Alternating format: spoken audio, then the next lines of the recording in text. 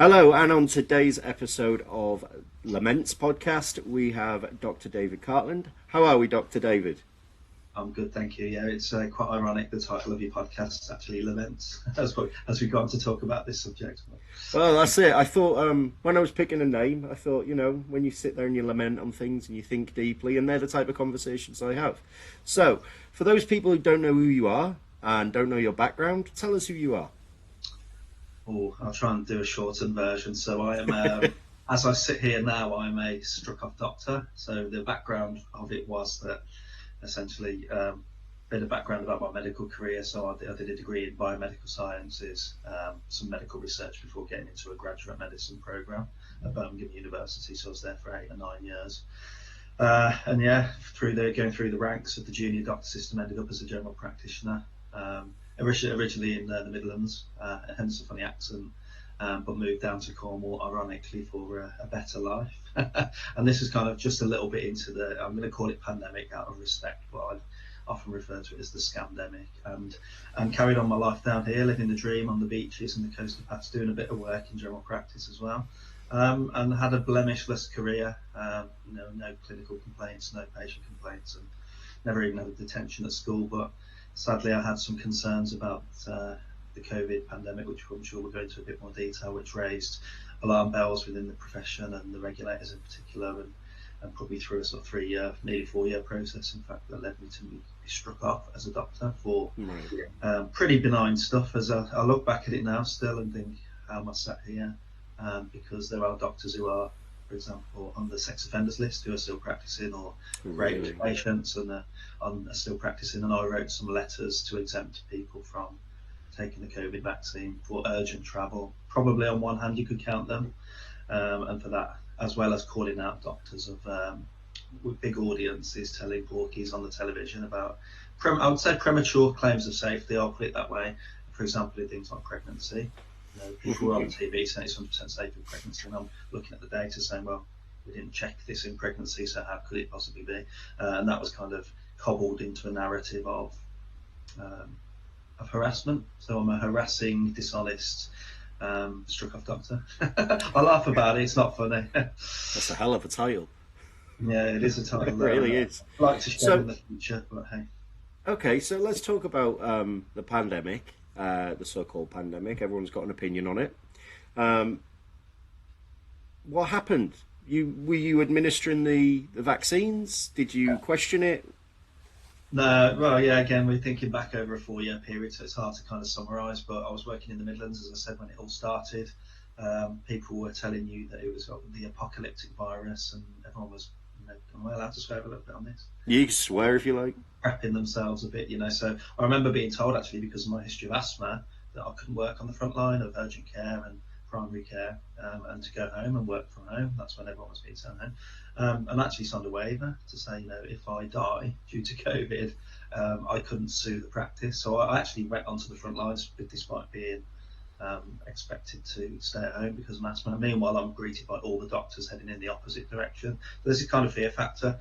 And to summarise, it never quite happened. So you're going in, as a kind of soldier of medicine to work on the front line, and it never happened. It never happened. So I'd spend days absolutely bored out of my brains, getting all my professional development audits done. We'd have quarter-filled surgeries. My job would be to call up the COVID positives with their PCR tests. That's another subject.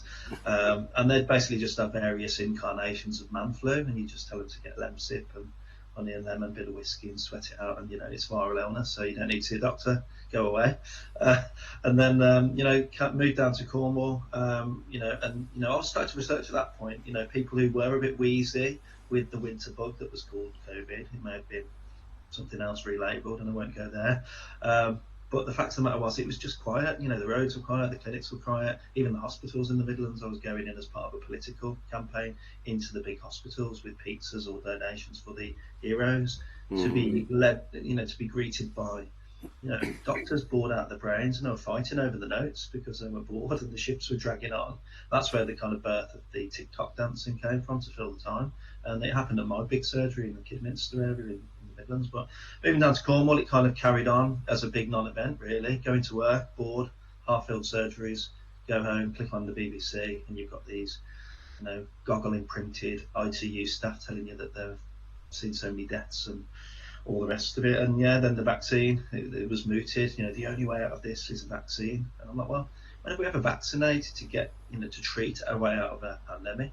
Firstly, I didn't see any evidence of a pandemic other than colds and seasonal virus doing the rounds.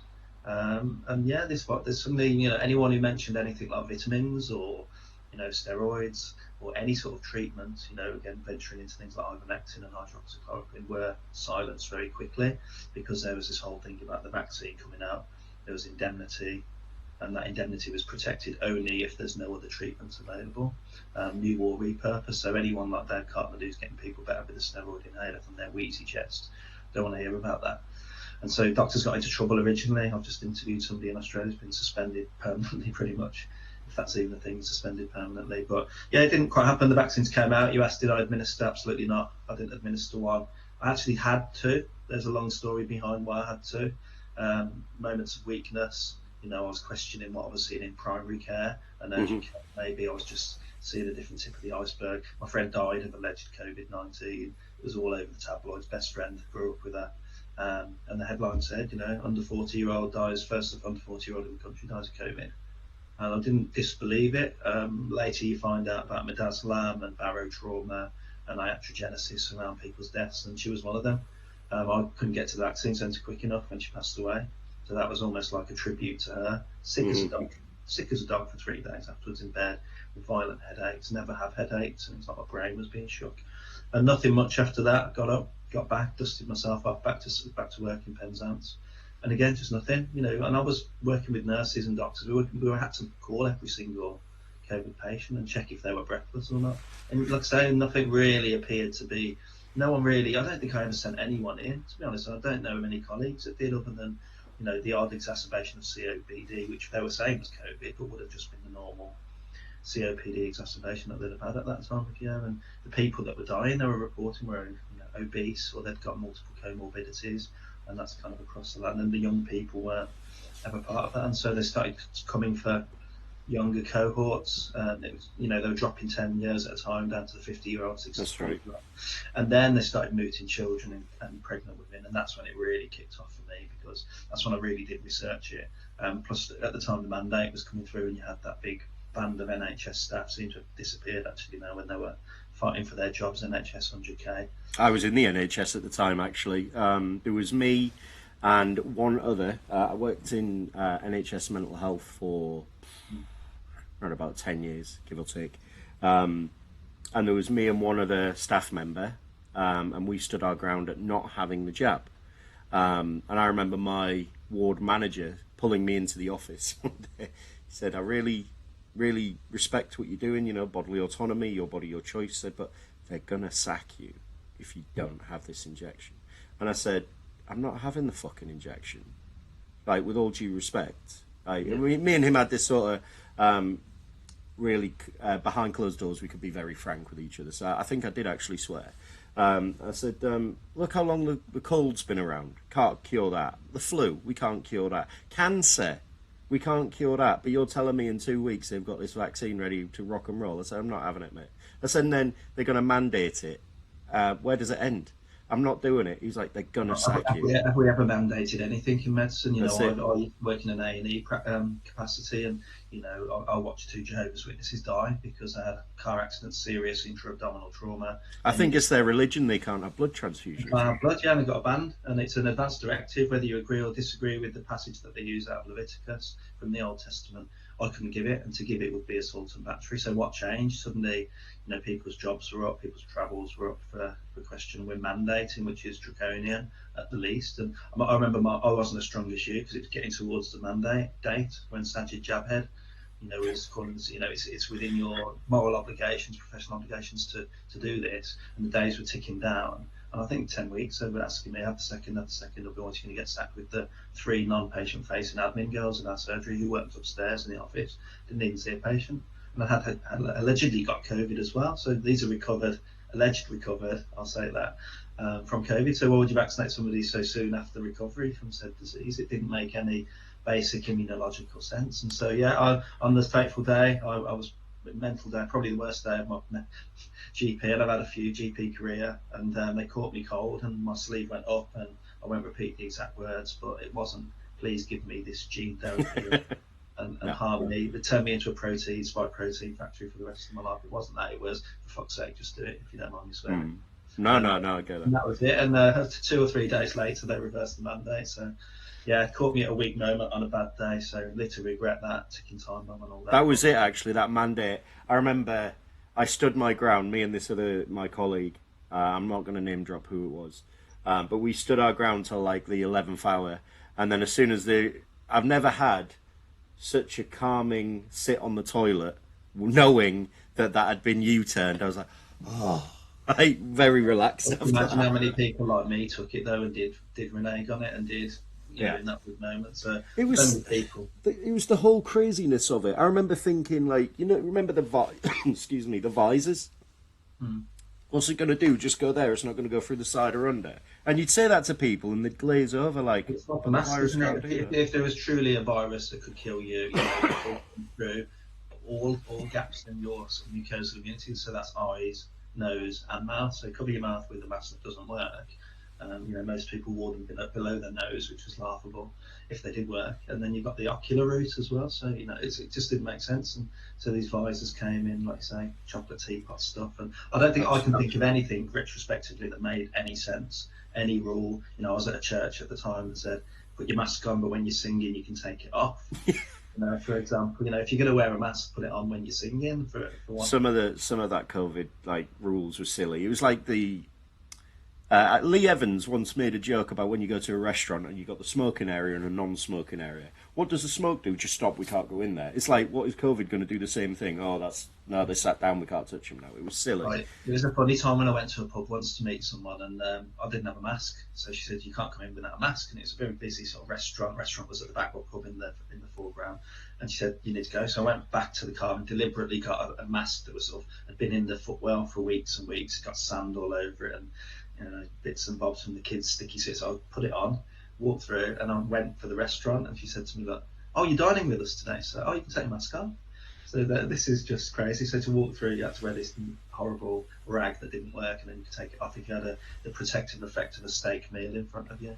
Just absolutely bonkers. And all the rules emanated from that, really, didn't they? Rules of 6 bubbles, and you go out for this amount of time for 1 hour, and seeing people on Australian beaches being chased because they've gone 1 minute over their allowance, and people being arrested on park benches because it's not a valid reason to be out, is it? I remember I can't remember who it was I was arguing the toss with, but I remember saying, because you were still allowed to have like Amazon deliveries, you were still allowed to have your shopping delivered to your house. So it was like, you can still get a as well and go to the horse racing. You can, wait a minute, so I can't go to the shop across the road, but I can order something on Amazon. That delivery driver could have the virus, cough all over my stuff that I've ordered, and then I'm going to get it anyway. It's like in the supermarket. It doesn't live on cardboard. Are you kidding me? It doesn't live on cardboard. Well, they had the plexi screens, didn't they? And where you go and pay, there's a gap in it. It's like, and you see those like funny memes now where people are actually just mocking the person on the till. Absolutely silly. So, it's just like a card through the plexiglass. I know what my moment was of questioning everything. It was a thing on BBC. I've told the story 100 times, but I was caught up in the fear mongering, I guess. And I remember thinking, oh shit, like, is the world ending now? Was God angry? What's going on? And there was this thing on BBC, and it showed its sort of camera was panning through like a majority deserted city, and every so often someone would drop. And I was like, this reminds me of that scene from Shaun of the Dead where that woman drops dead at the bus stop and becomes a zombie. And I was like, nah, this is garbage. Nah, I can't buy into this. Who believes this? And then it's like that moment, that one thing on BBC of all things. And then I started questioning all of it and arguing the toss with all of it. I was like, hang on, if you've got a mask on, I don't need one then. If you're jabbed, I don't need it. Yeah. And then for me, that's how my sort of view on it developed. And then obviously fast forward to when I started this podcast, I've spoken to John O'Looney. Do you know John? Yeah, we're having a reconvene at some point this week. Actually, he's a good man, and He's a good bloke. Yeah, he he's was showing. very open and honest. Actually, I got a lot of time for John. I think his Where are episode the was, rest, though? Where are the rest of the funeral directors? Where are the rest of the oncologists? Where are the well, this is hematologists? it. Where are the obstetricians? Where are they? This is it. And what happened? Like, why did it all just all of a sudden go quiet? Like, it seems like the media just, oh, it's done with now. Move on to the next thing.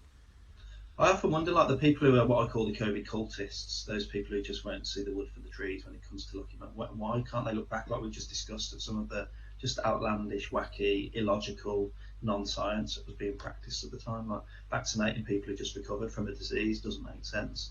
You know, whether it does or doesn't exist, COVID as a thing. But you know, like you say, I saw loads of those videos at the time. You mentioned the video there, but there were people with hazmat suits on, and they were panning around BBC bleep and shit. And then they catch somebody who's having a fag in the background with Yeah. no mask on. Literally, they just caught him, and they're like, "Don't go back now." Or they had they had like intubated patients, and you could see that their hands were plastic, and they were just like the Rissosiani dolls that they're put into bed.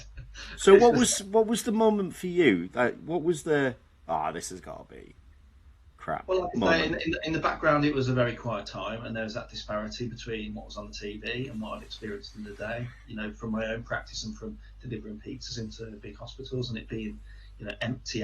So that was always like, where is the pandemic? Then the vaccine came out, and it just, you know, I was a bit, as I mentioned, stupid to have the two. Completely regret it.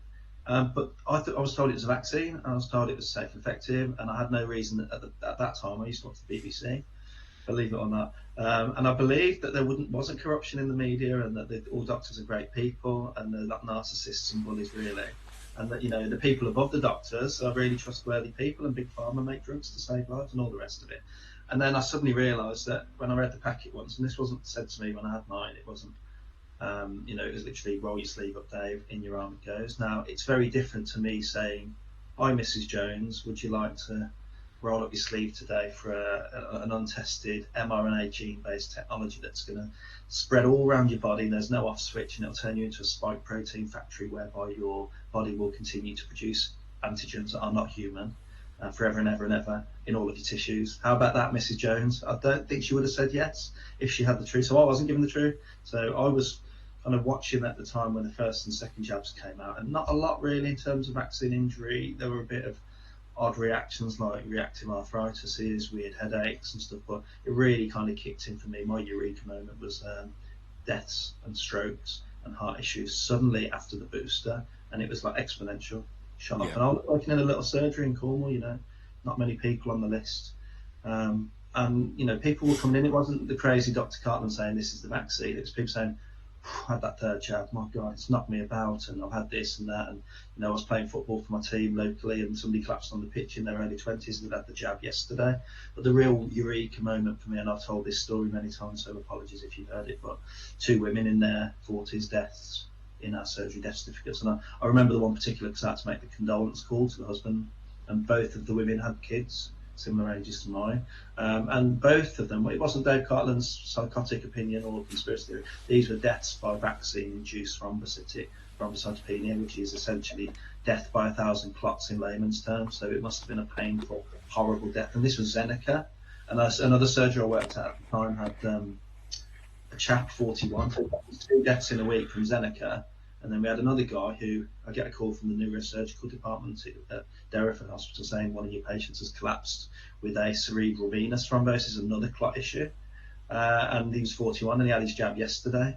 And as I keep saying in other interviews, that was the first time that I've been called by a professional an anti-vaxxer, even though I've been vaccinated. So I was a vaccinated anti-vaxxer, which is a new concept of its own. And I took this to the boss and said, look, 2 deaths.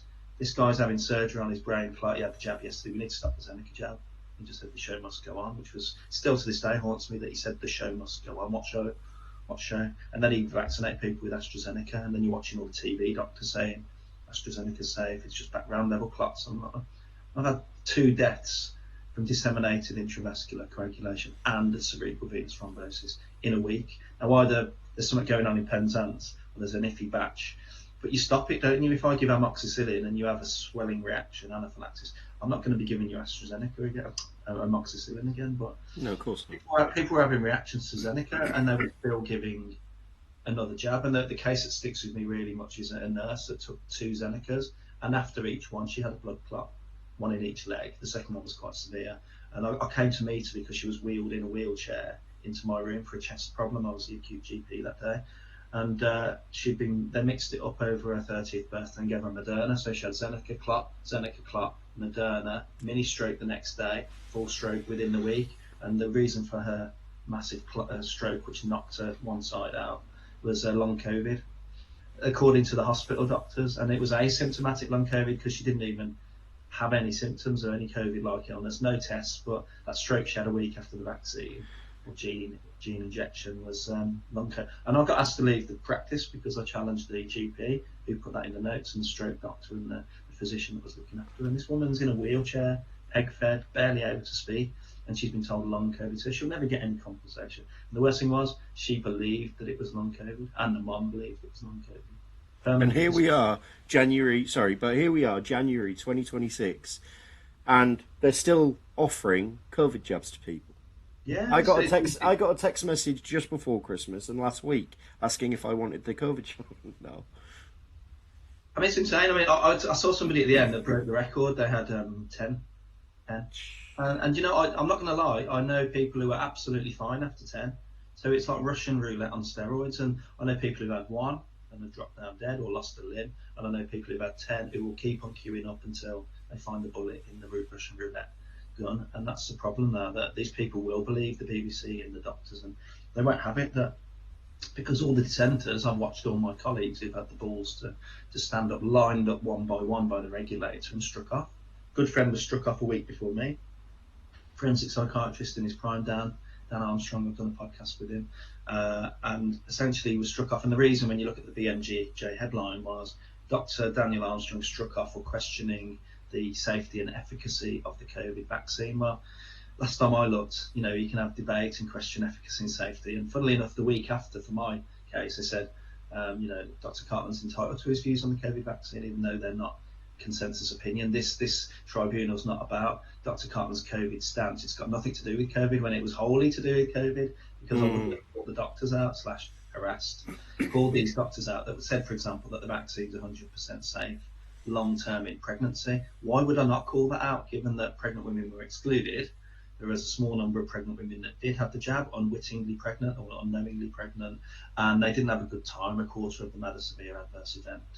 And also, you know, the 32 that they were bothered to check about how the baby was doing, you know, 1 baby was born, 5 pregnancies still in situ, 26 people had lost their babies in the 32 that they were asked to follow up. And I've just recently found out MHRA have been conceding that 1 in 7, and they pitched it as only 1 in 7. Only 1 in 7 women had a severe adverse reaction in the surveillance group that actually opted to be part of a clinical trial. This was obviously after they'd been jabbing every pregnant mum and telling them it was safe. So openly lab ratting, you know, and the trials were happening a year after we'd started giving it to pregnant women. And bearing in mind they were going all the way down the ages to children as well. Yeah. Don't mess. There's 2 things not to mess with. The 2 most sacred cohorts: pregnant women, sit, be healthy, don't eat soft cheese, don't smoke, don't do anything, no alcohol, just sit for 9 months and do a bit of exercise. But you can have a gene injection. And children, you know, they're saying have a jab to protect your gran, whilst meanwhile announcing that the Pfizer jab didn't even stop transmission. So how does that work? Like you say, if gran wants to get protected and it works, then gran can get the jab. Yeah. We've never jabbed kids. And I've heard it on the radio even today, you know, go and get your jab as a child to protect your grandparents. That's not a thing. If your gran wants protection and it really does work, then gran gets the jab. So yeah, it's a very strange. I'm trying to see doctors kind of popping their head up now. Now it's safe to do so because there's such a library of data. You know, the data was there. It's been there for 4 years, and when the data gets damning, they stop producing it, or they hide it, or redact it. You know, we just had recently, didn't we, the UK HSA denying the talking about excess death. Yeah. So we can't tell the public about this jab status because it'll be too harrowing for them, the widows, and to know that it was basically all the vaccinated. And I was doing that in my own audits, and you know, I was looking at the UK HSA data at the time and seeing that, you know, the people in hospital allegedly with COVID were the ones who'd had jabs to stop them, ironically, going into hospital with COVID. And that was, you know, those graphs, they stopped producing them because it wasn't a good PR thing, was it? It wasn't good. Well, this is it. So from there, obviously, You questioned the jabs. You had to yourself, but vaccinated, anti-vaxxer. So what led from there to you being struck off? What happened next?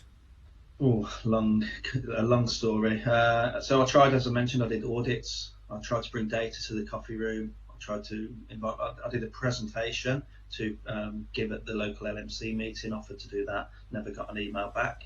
Just to express my own personal. Are you guys seeing this as well? And deaf ears. Practice managers weren't bothered. The door would be slammed. People would walk out the coffee room. So I kind of thought, well, deaf ears here, left, right, and centre. Let's take to the internet. So I hate social media. I still do. I hate it. It's just a cesspit across the board. But I took to social media because how are you going to get this story out? Because the BBC aren't going to have me on. Even GB News, they offered to have me on 3 times and then at the last minute cancelled or changed the subject. So I was always a bit of a controversial figure. So I took to Twitter. I did some really disgraceful interviews where I'm holding up the Pfizer documents and reading them out on camera. That got me permanently suspended from LinkedIn. So I was basically raising the concern in real time of not only having been vaccinated and got sick myself, seeing all my patients coming in, and then obviously presenting the data and my experiences back through interviews with like the UK column, James Delingpole, for example, were the big ones, and it kind of exponentially increased my followership and attention was on me, and I was expressing these really dangerous views to the campaign of getting as many jabs in people's arms as possible because I was questioning safety, efficacy. I was questioning the ethics of consent. Are we getting informed consent here, really? We're just jabbing it in the arm and giving them a stopwatch and moving them on like sheep herding. And are we mandating? If you mandate something, that invalidates informed consent when I used to learn ethics back in the age of the dinosaurs, but that still stands. And then it was, the masks don't work, for various reasons. They've got massive holes in them. It's a bit essentially a petri dish on the facial side, and they make you hypoxic and hypercapnic within seconds to minutes. And then it was lockdown, saying, we're locking people down for this. Like, I'm literally speaking to people suffering from this affliction, and they've got snotty nose and achy bones, basically flu or coryzal illness. So, and then it was the kids and pregnant women. So really saying, where's the data? We're telling pregnant women it's safe. Where's your data? Because last time I looked, it was an exclusion criteria, and still to this day, I've never been given the information other than I mentioned that small cohort of 274 women reported in the said Pfizer documents I'm holding up, saying, quarter severe adverse events. And, yet still then 1 in 4. Now, 1 in 4 in medicine is, common, very common. So you'd stop it. But no, they were ramping it up and, make it, back in that claim as safe and effective. And there's just, the people were getting sicker in the vaccine cohort. I was watching all these boosted people coming in and presenting with the strokes in their 20s, with the weird, constellation of neuroinflammatory symptoms. And then I looked at actually, what does this jab do now? What does it do? And essentially, when you look at whether it's AstraZeneca, they used an inactivated monkey adenoviral vector in the billions. So in 500 mil, there's billions and billions of these viral vectors made out of chimpanzee adenoviruses with DNA that made your cell produce spike protein. And if you're unlucky enough to have Pfizer or Moderna, it was even worse because they were using lipid nanoparticles wrapped around naked RNA. So just to interject for the layman's watching and listening, what does that mean? So it's essentially an instruction manual. So essentially, when your cell reproduces, you've got DNA. That's what makes us. But we were introducing. So the old-fashioned vaccine is, a little bit of the bacteria or a little bit of the virus inactivated or toxoid inactivated, and it should be just pure saline. It's not as simple as that, but essentially that's your body will then get an immune response to such an antigen and get T-cell memory. So next time it comes along, you're pre-prepared, you've got the soldiers ready. But this wasn't. Rather than give an antigen, it was let's make your human cell make the antigen, spike protein, which was again illogical because that's how the alleged COVID virus, that's what they were telling people, that's how it attaches to the cell and gets into it. So why are we making the human cell produce widely biodistributed, despite telling patients it stays in your arm for a few hours? So and there's no off switch, sadly. I know people who are still making antibodies to it. So I know I've gone off on a bit of a tangent there, but obviously raising such concerns in a multi-billion, trillion-pound industry, Dr Cartland down in Cornwall's bad-mouthing the safety and efficacy, attention comes on to you and all the other doctors that have similar views, very small numbers. And so that's where the process kicks in. So it was a 3-year process. 3-year process. And one of the first things they did, even though these are accusations at the time, so the accusations were harassment of 3 high-profile doctors from the internet or TV. At the time, that was all it was, and it was accusations, and I had no right to rebut anything at the time. First thing they do at the GMC is write to where you work and say, we've had accusations that Dr Cartland has been bullying and harassing doctors. At that point, they haven't even spoke to me, and it goes out, and if you don't give the details, so all of my locum work dried up suddenly. People then started to look into me and see my interviews going out, to bigger and bigger audiences, saying unsafe, defective, calling out my colleagues for cowardice, etc. Obviously, that's not great for employability. And like I say, they drew the process out for 3 years, and even up until the last week, as a doctor, before I was struck off in that sort of second part of the tribunal, I was allowed to work. There was no restrictions on my practice. I hadn't been told off, no slaps on the wrist. I was pretty much running a practice in St Austell with a small team because all the doctors were off sick. And then 2 weeks later, I'm branded by the GMC after a 5.5-week process of the tribunal itself, told that I was a danger to patients. I brought the profession into disrepute, negatively affected public confidence in the profession, and that I was a bully, I was a harasser, I was an inciter of hatred, and I was dishonest.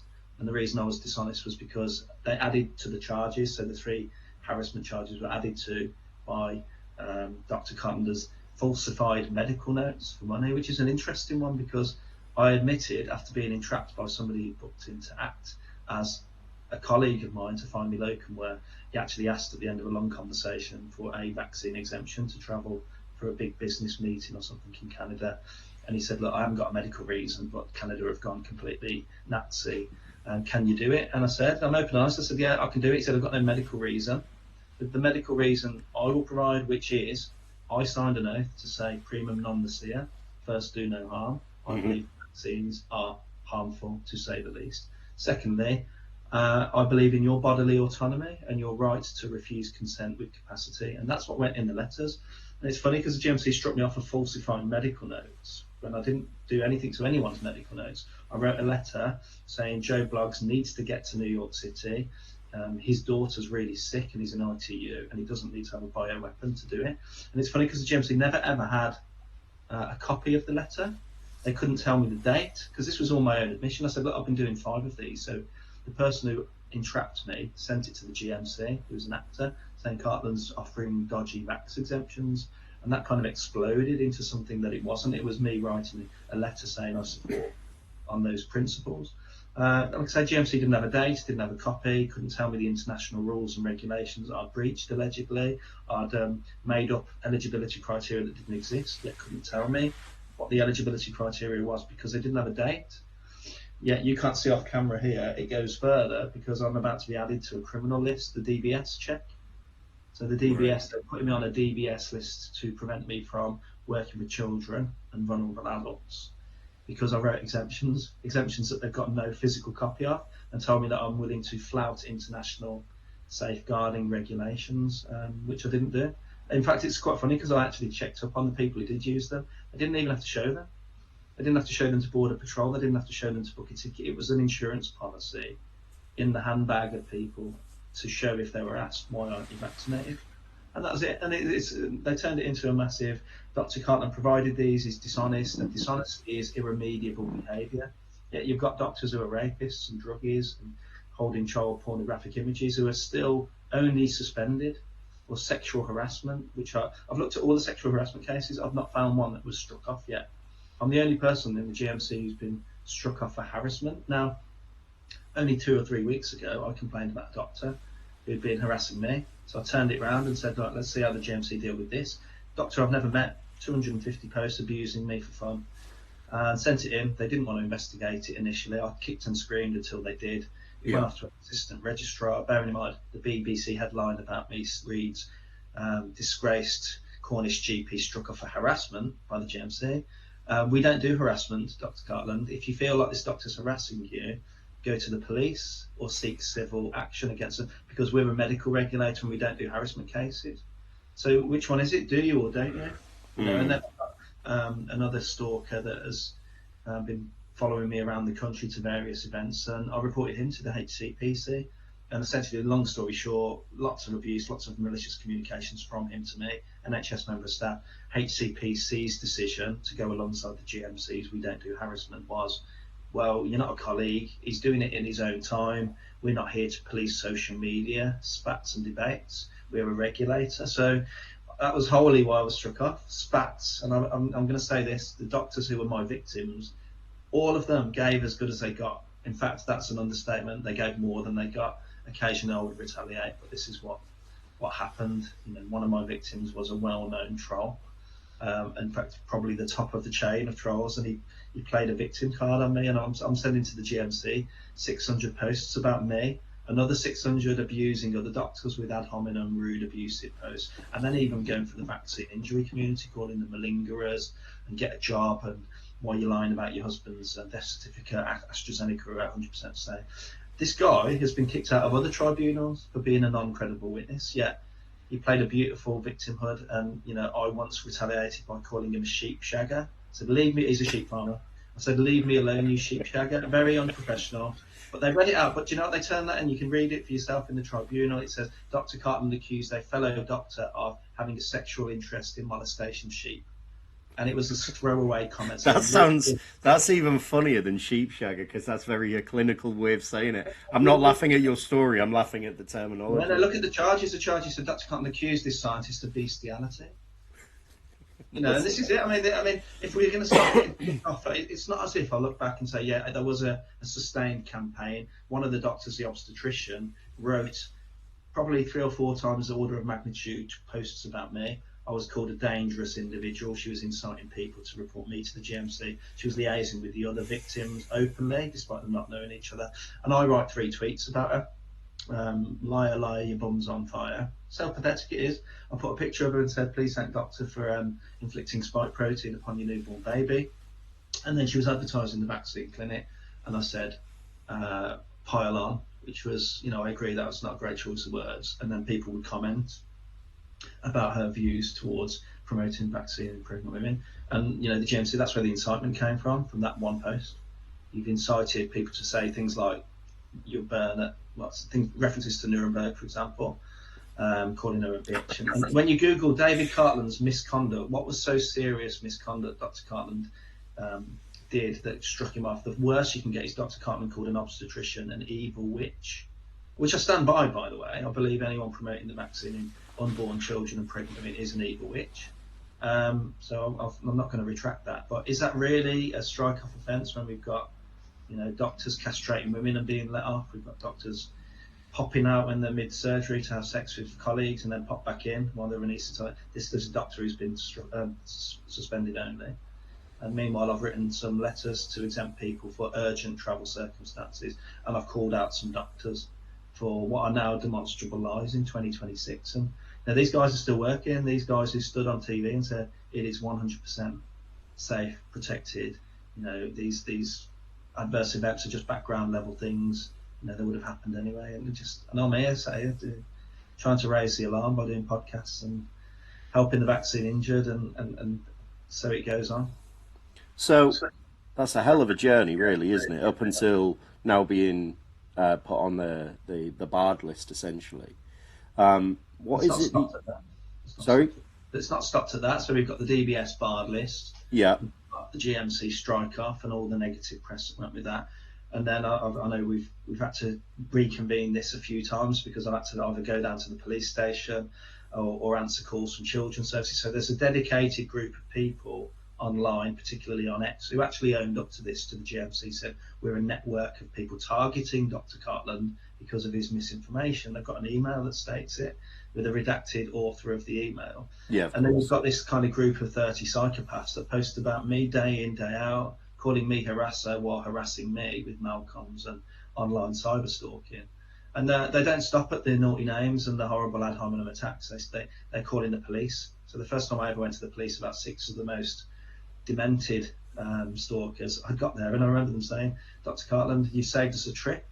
I'm like, okay, what's that about? So I went into the interview room and they said, yeah, we've had reports in 2 days, we've had 6 reports from people about you harassing them online and malicious communications with them. And I asked him to read out the names, and it was the 6 people I'd gone in to report. And that's gone on. So I've just been recently interviewed under caution for one of the worst So why harassment. do you think they're targeting you specifically? If there's these 6 people in a network, what is it you have done? Like, That's, what have that's you done to piss them off?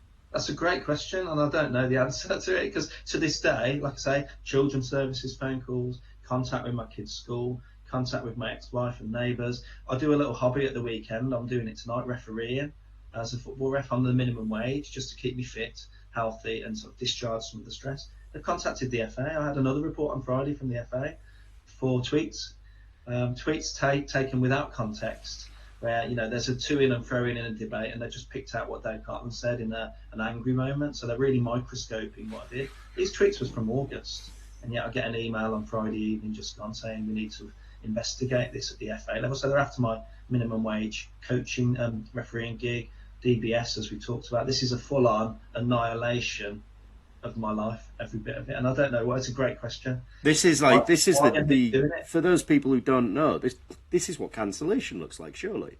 Hmm.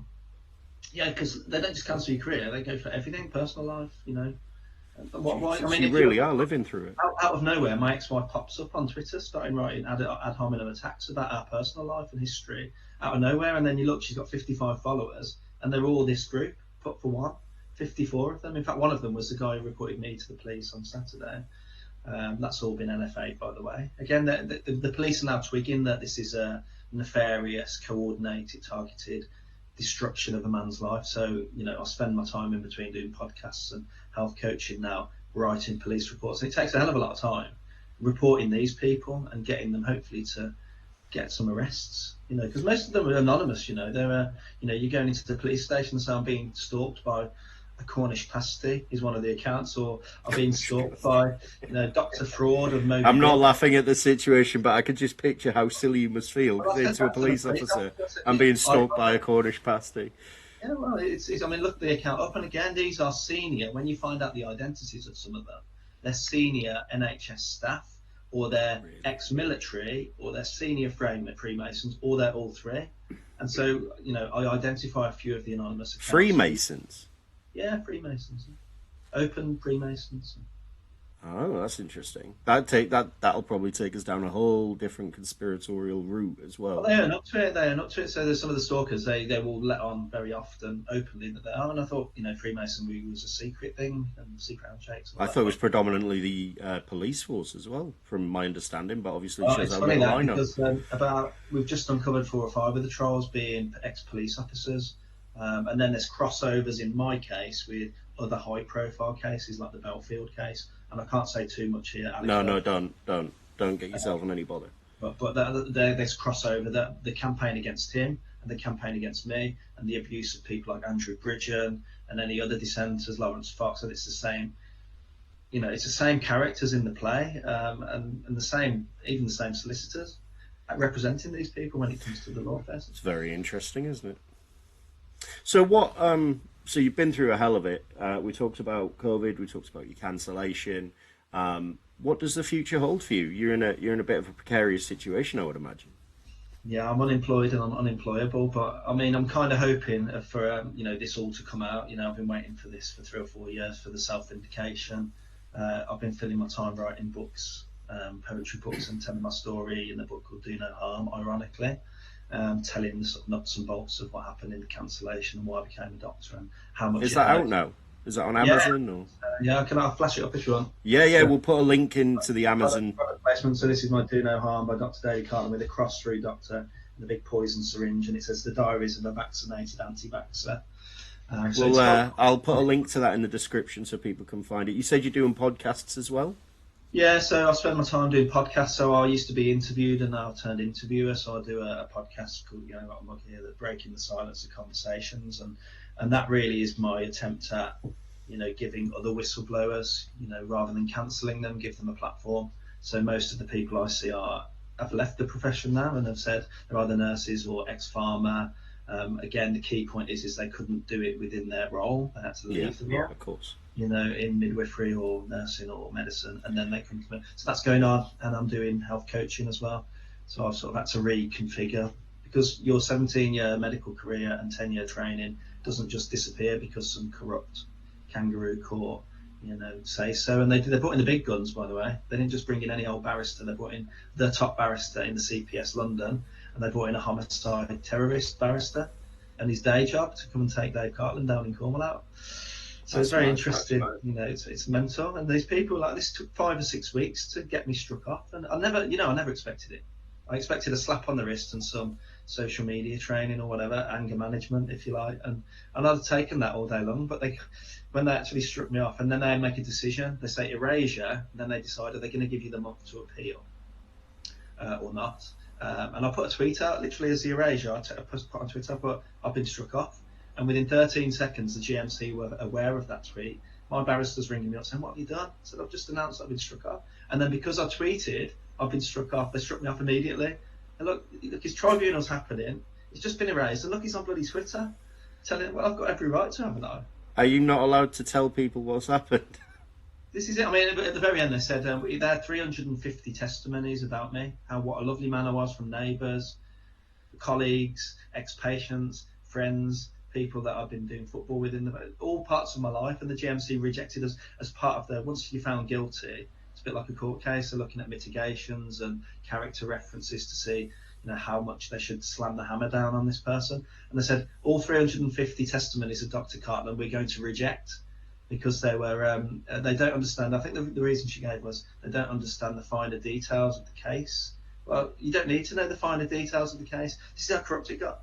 This is the head of the CPS London saying we're not going to look at any of his testimonies and references because the people who wrote them don't know what the case is about. Doesn't matter.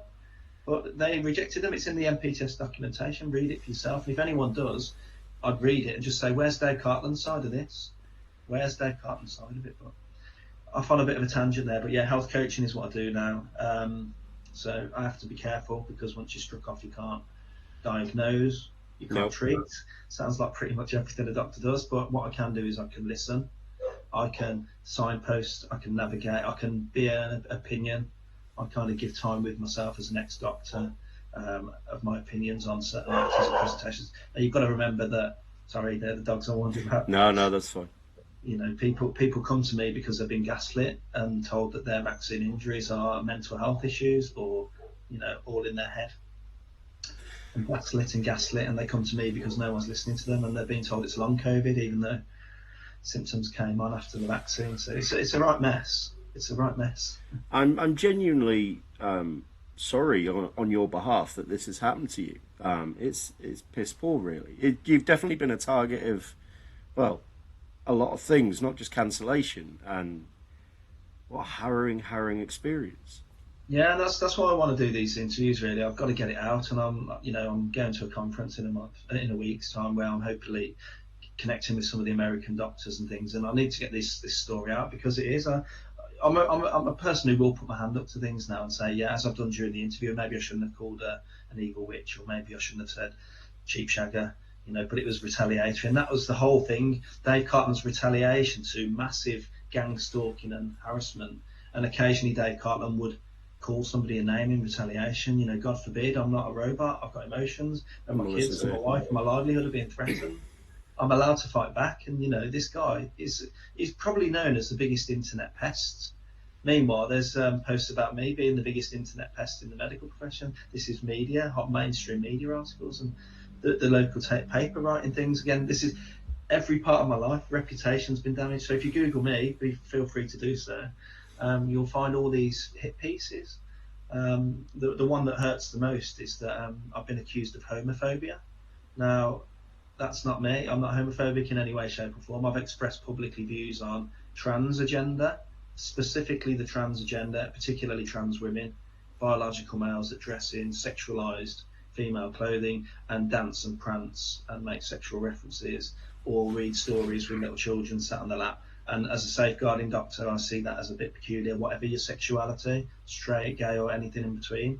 And that was labelled by the GMC. I was found guilty, look it up for yourself, as showing hostility to the LGBTQ plus community for expressing those safeguarding concerns about the trans agenda only.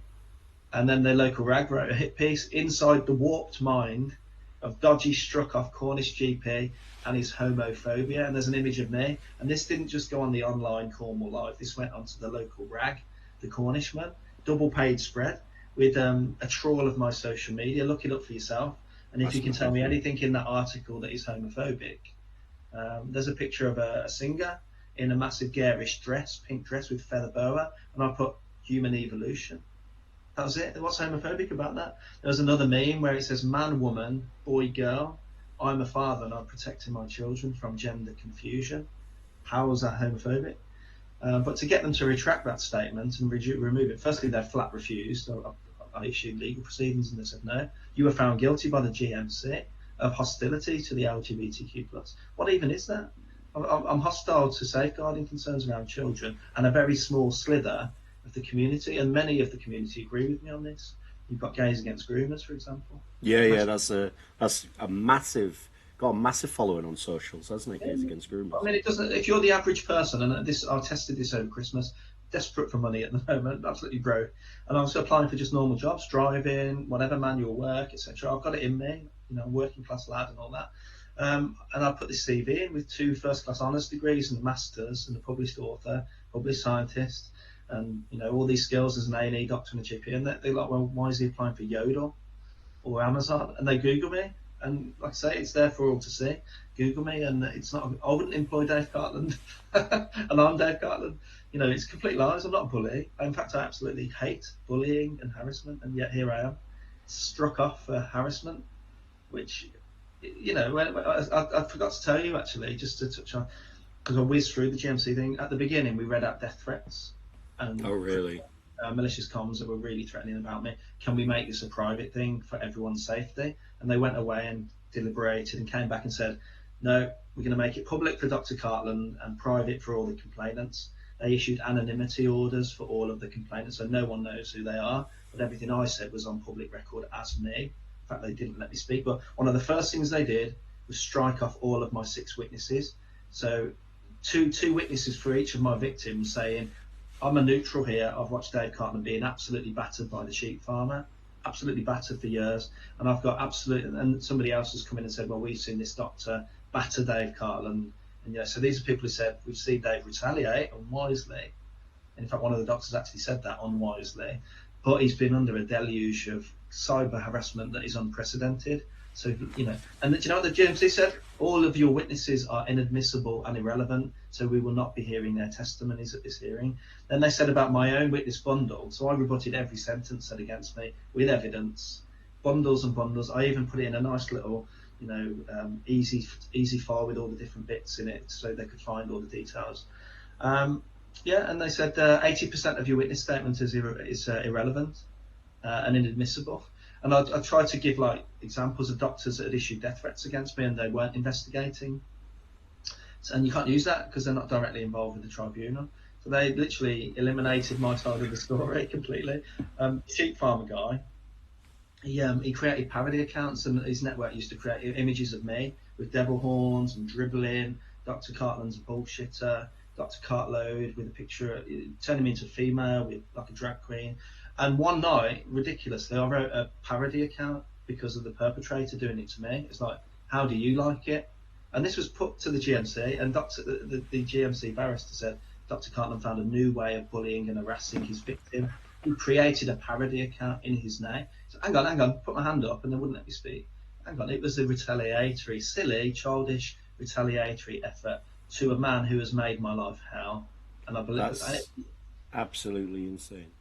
So it was all the context gone, and you haven't you defend yourself, and you're not allowed your own defence. Now murderers are allowed a defence. They're allowed a defence barrister and defence witnesses. Dave Cartland in his own defence of his own career and professional standing. And you've got to remember, I wanted to be a doctor from the age of 5 years of age. And all of my life, every decision has been geared to it. And I got into it a long way. It took me 10 years to be a doctor at med school rather than the usual 5, because I did a science degree before to try and learn the sort of the nuts and bolts of science before applying it to medicine as a doctor. So I wanted to be a doctor for years and years, and no patient complaints, not a clinical complaint in my whole career. It's unblemished. I've never even had a detention at school, and suddenly I've been turned into this character, and I don't know why. This bully, harasser, dishonest, evil, homophobic. I'm not homophobic. In fact, I've got loads of homosexual friends who absolutely agree with me. And they You they were might want to retract. I can see your horns coming through a little bit. exactly, yeah, the tail's popping up at the back That's as well. it. That's what it is. I think I'm just a guy who wants to get back to helping my patients, and I had a bit of a moment last night actually, and just looking at my old photos of me, as a doctor on my phone, and just like hurts in the heart. I just want to be a doctor, and No, then I they get took it it. away from me, and I don't know why. Because it's funny, because during the GMC tribunal, I had to keep reminding them that actually it's me that's following their good medical practice guidance, their informed consent guidance, the duty of candour. If we mess up in the career of medicine, if you ever get a complaint, you're told whether you're innocent or guilty, apologise. Just Yeah. quash it. And the reason you quash it is whether guilty or innocent, you maintain that sacred doctor-patient relationship. And it's ironic that at the very end they struck me off for bringing the profession into disrepute and recklessly, what do they call it? Recklessly and negatively affecting public confidence in the profession. Now, that's sweet irony, isn't it? Because people come to me all the time because they don't trust the medical profession, because the medical profession have got their heads. I was going to say something else. I'm going to say in the sand, Yeah. heads in the sand, and are suffering the real pandemic, which is cowardly ostrich syndrome. That's the real pandemic, and letting people like me be picked off. How do those barristers sleep at night? How do those trolls that sit there with the keyboard sleep at night, knowing they're driving a man to despair, taking his career away, his footballing hobby, putting me on a criminal list where there's no crime committed? And we raised that defence at the end of the tribunal, saying, well, you're a tribunal. If Dr. Cartland really harassed these people, then, as they said in their recent email, where's the crime report? Where's the successful civil litigation against Dr. Cartland? And then if you bring that to us, then we can rule that a police officer has ruled you guilty. Yeah. And then you've got a crime number attached. But so you're being added onto a list for vulnerable children and adults, potentially, for no crime, no harm, no children involved, and no vulnerable adults. But I mean, they don't even sign the letters. They're just caseworker from the DBS, and it's just all part of this process to terrorise. And I call it a Wakefielding, but I think it's actually now a Cartlanding. This is what happens to doctors who speak out. You get a good Cartlanding, and I get that from doctors all the time, saying to me, "We've just spoken out, but we've seen what they've done to you, Dave. They've absolutely ruined your life. So if we do that, that's our fate." And it's beautiful, isn't it? Really, it's prohibitive. It stops people doing what I've done. And I know the NHS kind of sell this fable of, they used to call it whistleblowing, but now they've called it, ironically, freedom to speak up guardianship. Now, Yeah.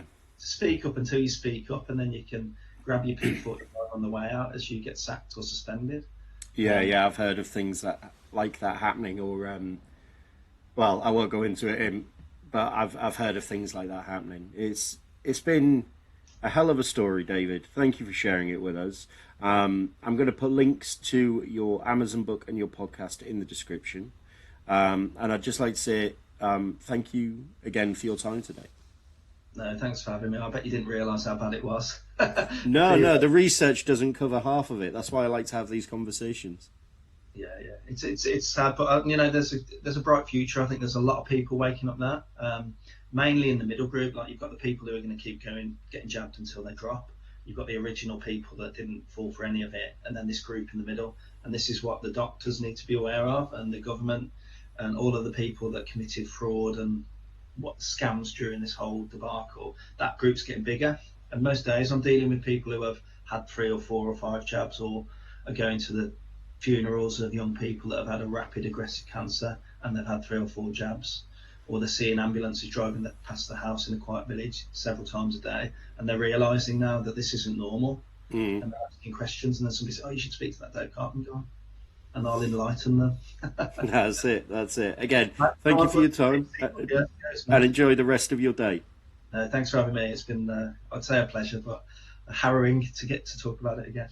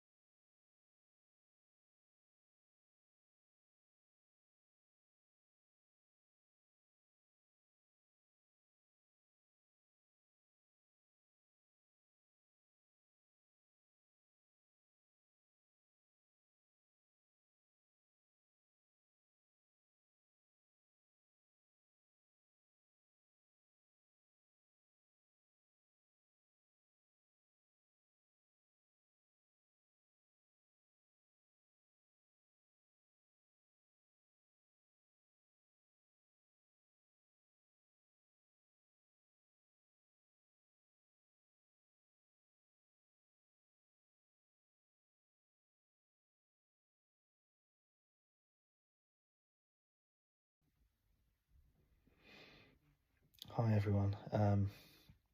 This has been a video that I really didn't want to record, and I've been putting it off really for a couple of days, but I think it's best that the public hear about what's happened. So you all know that obviously I've been struck off as a doctor for incidents not involving any patients, no negligence, no harm. It was for internet behaviours, calling out false information, calling out misinformation that was harmful in my opinion, and making safeguarding concerns regards pregnancy and giving the jab to children, and calling out those that said it was safe in both those cohorts. I also wrote 5 letters to allow people to go and visit dying relatives abroad or sick relatives.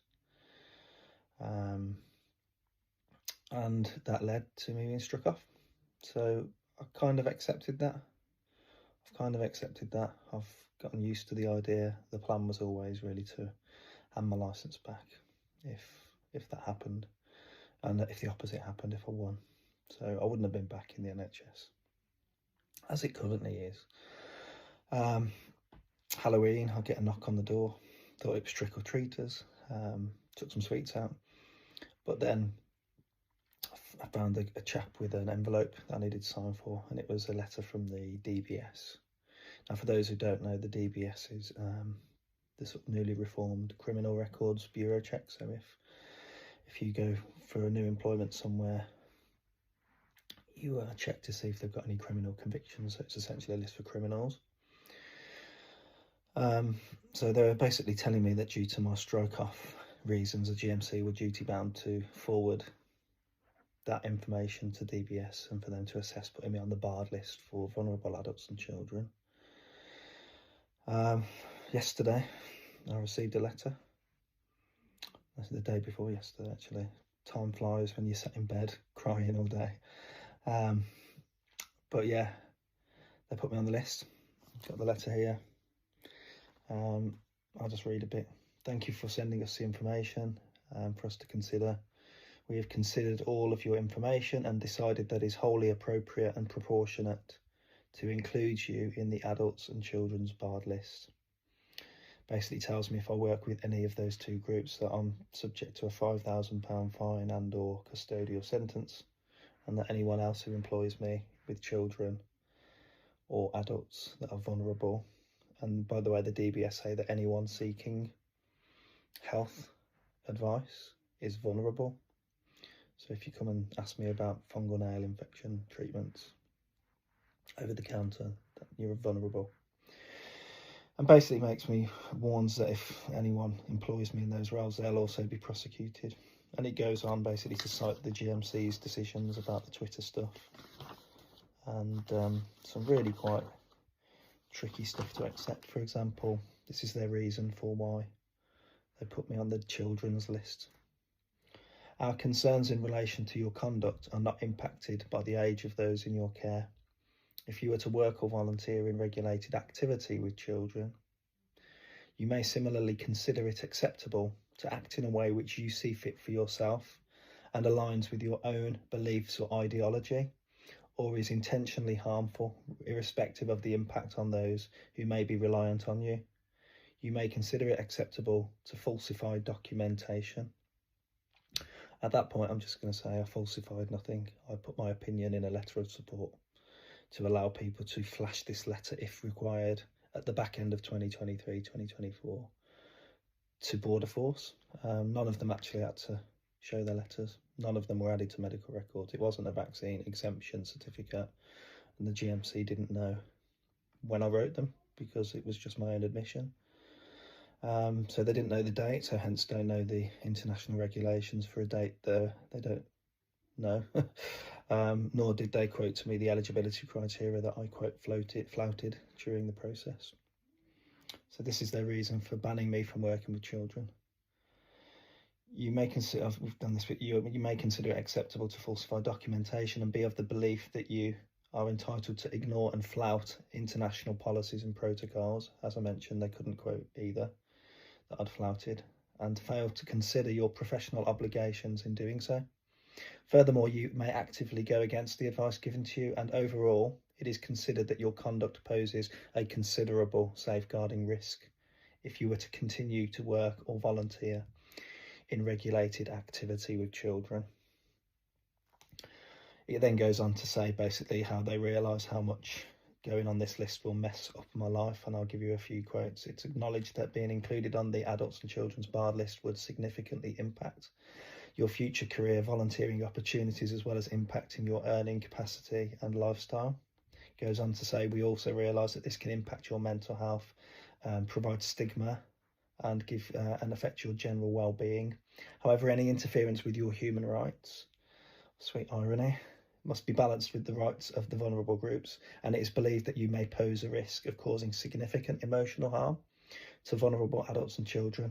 Your inclusion in the adults and children's barred list is necessary and a proportionate safeguarding measure. There are no children involved in my GMC case. There are no vulnerable adults involved in my GMC case. There's been no crime committed, no civil action successfully completed, no judge, no jury, no abuse, no harm. I'm banned from working with children and vulnerable adults. Now, for those of you who know what I've been doing since strike off, my absolute passion has been to referee grassroots football. I had to retire due to injury, and it's the next thing that took up, and it's kept me fit, it's kept me sane, and I love refereeing youth football, women's football, adults open age and vets football. I'm now unable to do that because it's looking likely that the FA, they've already said they're suspending me being appointed to future matches while they do a risk assessment, but doesn't look good. I've refereed over nearly 60 games this season, enjoyed every minute. I've got promoted, love it, and because of this, I can now no longer referee children's football. I'm on a criminal list.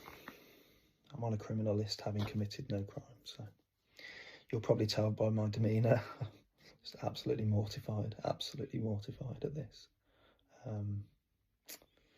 Yeah, but I think people need to know that this is what's happened. So it's not just the strike off. It's not just the anonymous contact with children's services making anonymous complaints about me. It's not just the anonymous police reports.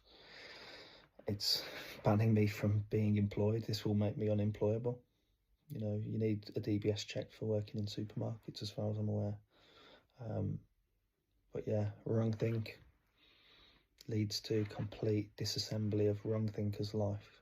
You know, there's nothing that they haven't touched. I've contacted, when I say they, I don't even know who they are. I contacted wife, ex-wife, neighbours, hit pieces written about me, and I stood up for children, pregnant women, medical ethics, patient safety, ironically safeguarding concerns, and now apparently I'm a safeguarding risk. So anyone that can help, guys, honestly, I'm absolutely mortified, as you can tell. Just putting out a cry for help, really, as to anyone who could potentially help me with this. There is an appeal process. You get 3 months at the High Court Upper Tribunal, which I'll be pursuing. But yeah, just spread the word. That's all we can do in these weird times, these strange times, is just put publicity, shine a light on these things. I'm not a bad person. I'm just a normal family guy that had concerns about a jab that he even took himself. So God bless you all. Thank you all for listening, and please share this far and wide, and just call this absolute disgraceful decision out. All right, take care all. Bye.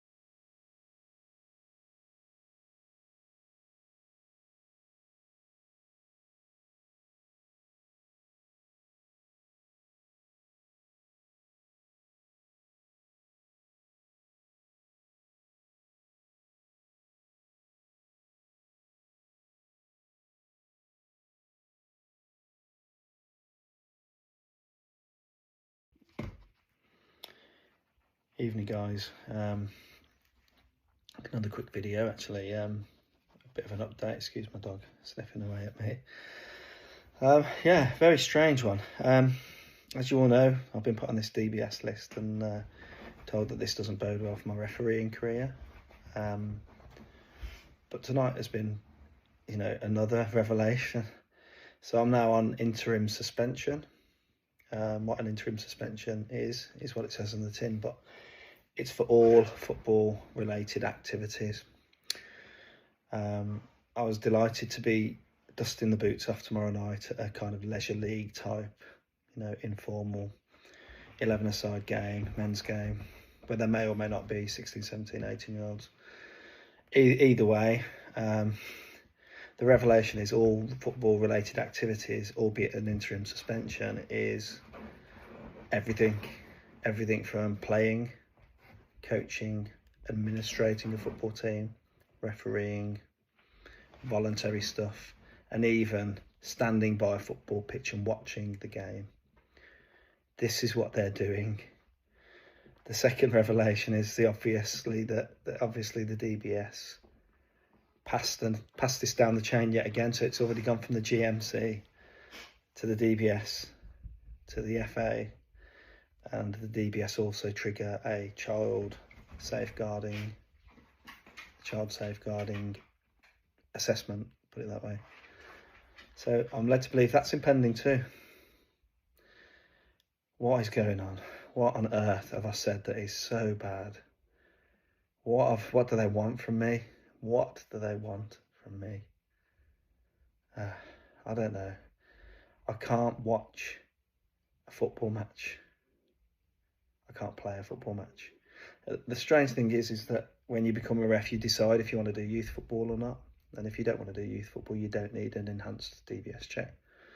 The second point is that, you know, this is you know, playing football. When you sign up for a team, you don't DBS check the players. It's just not done. If you did, then you'd have thin squads. You know, so it just doesn't happen.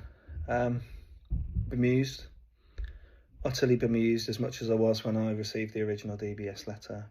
This is so sinister. This is so totalitarian. This is so dystopian. I don't know. Anyone that can help me, please do. I've had lots of advice. I've made contact with lots of people who've offered advice and they've not got back. I need a plan. All football related matters, albeit interim. And this, by the way, let me just say, is not anything to do with the Cornwall FA. This is FA. This is top level FA. So yeah, there we are. That's all I've got to say. Take care, everyone, and just about to start my publicity campaign on UNN. So if you want to watch it over on Unity News Network, I'll be on in about 10 minutes. So take care, everyone. Yeah, just stay safe in this dystopia. Bye.